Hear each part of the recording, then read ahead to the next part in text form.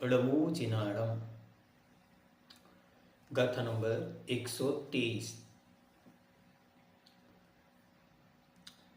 पूर्व गाथा में आचार्य ने पर्याप्तक, निर्वृत्तियां पर्याप्तक और लब्धियां पर्याप्तक जीवों की चर्चा की।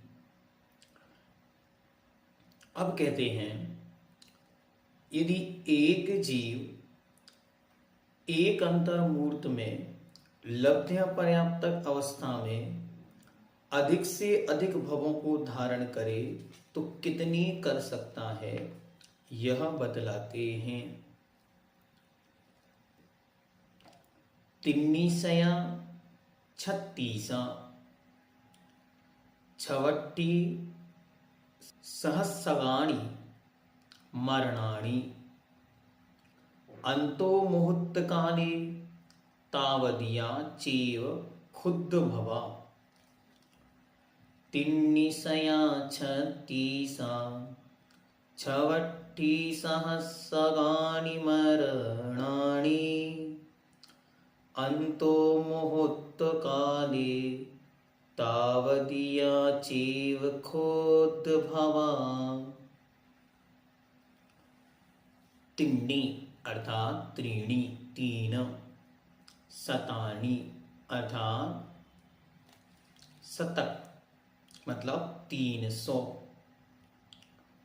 षट तिनसत, षट मतलब 6, तिनसत मतलब 30, तो हुए 36। तो कितने हुए, क्रमशः करते जाए, लगाते जाए। 300 ये हो गए, इसके बाद 36, तो 336। हाँ, फिर आगे एक अंतर्मूर्त में अंतर्मुहूर्त काले, अंतर्मुहूर्त काल में कितने हो जाते हैं, एक अंतर्मुहूर्त में एक लब्धियां पर्याप्तक जीव के 66,000 छवट्टी सहस्रगाणी 66,336। 336 कहां से निकले थे, त्रिणी शतकानी षट तिनसत, तो षट मतलब 6, तिनसत मतलब 30, तो हुए 36, तो 336, 66,336 बार मरण और उतने ही भवों जन्मों को भी धारण करता है। इन भवों को क्षुद्र भव शब्द से कहा जाता है, इसे ही क्षुद्र भव कहते हैं।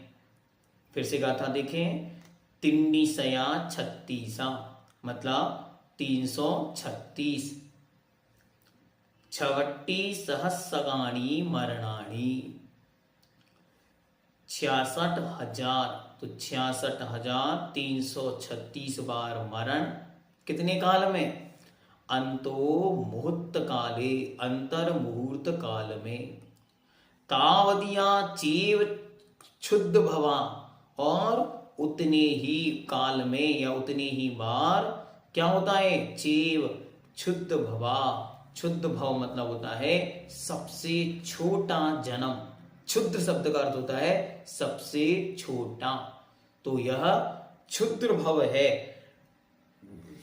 इतनी बार वह जीव जन्म और मरण करता है।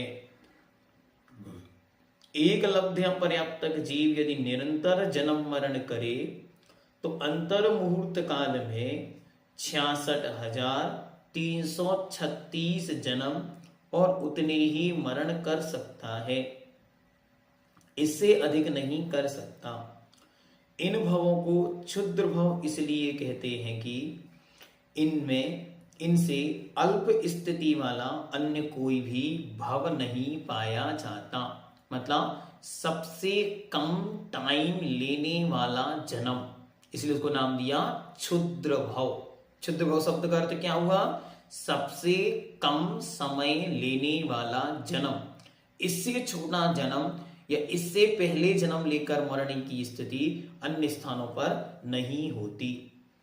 इन भवों में से प्रत्येक का काल प्रमाण श्वास का 18वां भाग है। एक श्वास में 8-10 बार जन्म्यो मर्यो भर्यो दुख भार। फलता त्रैराशिक के अनुसार 66,336 भवों के श्वास का प्रमाण 3,685 1/3 होता है। उतने उपश्वासों के समूह प्रमाण अंतर्मुहूर्त में पृथ्वी का एक से लेकर पंच इंद्रिय तक लब्ध पर्याप्तक जीवों के क्षुद्र भव 66,336 हो जाते हैं। ध्यान रहे 3,773 उच्छ्वासों का एक मुहूर्त होता है। तो एक मुहूर्त जब इतना है तो उस मुहूर्त से कम में ही पूरा कार्य संभव है। ठीक उतने में ही और संपूर्ण कार्य संभव हो जाता है। अब यहां पर तो आचार्य ने एक जो लब्ध्या पर्याप्तक के क्षुद्र भवों को बता दिया। अब अन्य के भी क्षुद्र भव पृथक पृथक बतलाते। ये तो उन्होंने एक इंद्रिय से लेकर पंच इंद्रिय तक क्रमशः सबके क्षुद्र भवों को बतला दिया। अब प्रत्येक के अलग अलग बतलाते हैं। ठीक है, देखते हैं। गाथा नंबर 124। उक्त भवों में से यह जीव एक इंद्रिय आदिकों में से किस किस के कितने भवों को धारण करता है या कर सकता है, यह पृथक पृथक बताते हैं। तो उनको अलग अलग बतलाते। गाथा नंबर 124। सीधी सट्ठी तालम बियले 24 होंति पंचखे छावट्ठिम च सहसा संयम च 32 मेयखे मेयखे। सीधी सट्ठी तालम बियले 24 होंति पंचखे छावट्ठिम च सहसा संयम च 32 मेयखे। अब क्रमशः एक एक के कितने कितने होते हैं तो क्रमशः बतलाते हैं। सीधी, सीधी मतलब असीधी शब्द होना चाहिए था, आका वहां लोप हुआ तो बन गया सीधी, तो शब्द बना 80। ठीक, फिर दूसरा शब्द है सट्ठी। सट्ठी मतलब षष्ठी मतलब 60।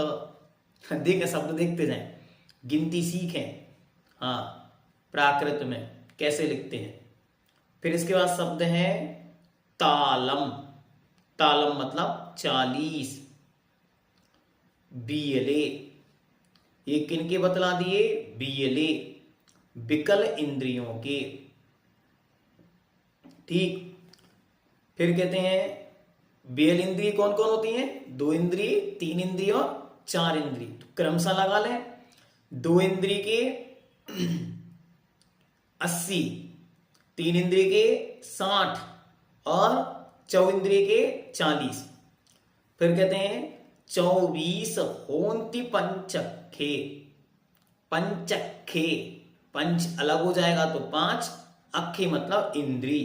तो पंच इंद्रिय के कितने हैं? तो पंच इंद्रिय के 24 होते हैं।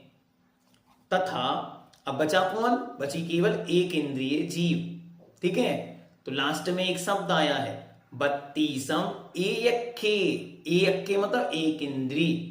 एक इंद्रिय जीव के कितने होते हैं? तो एक इंद्रिय जीव के 66 च सहसा सयम च बत्तीसम।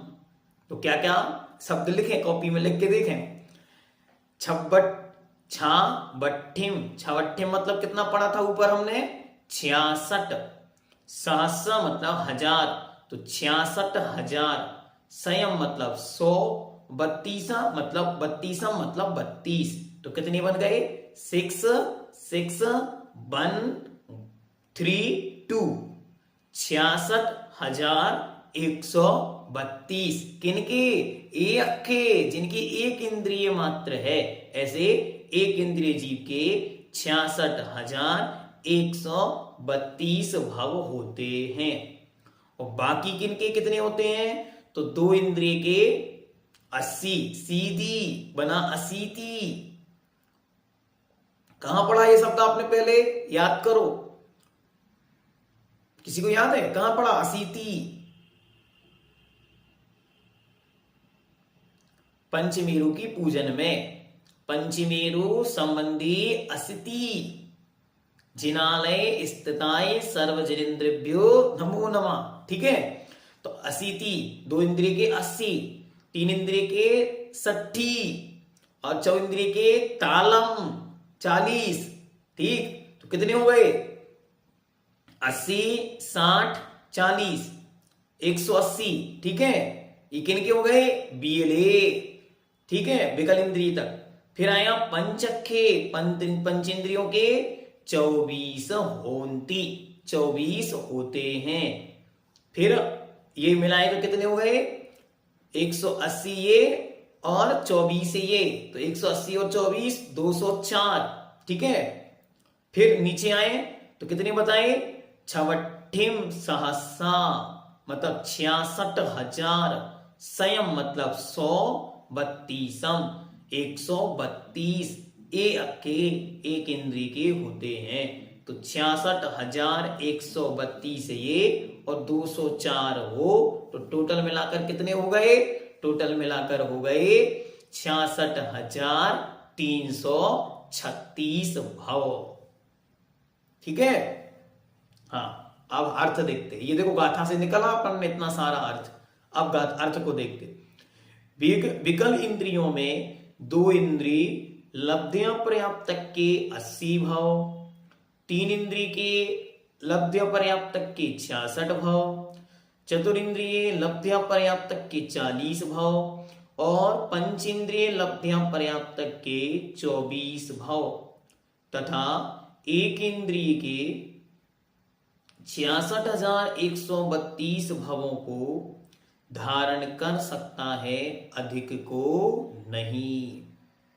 इतना इन्होंने यहां पर विस्तार उसका किया। ठीक है, चलिए।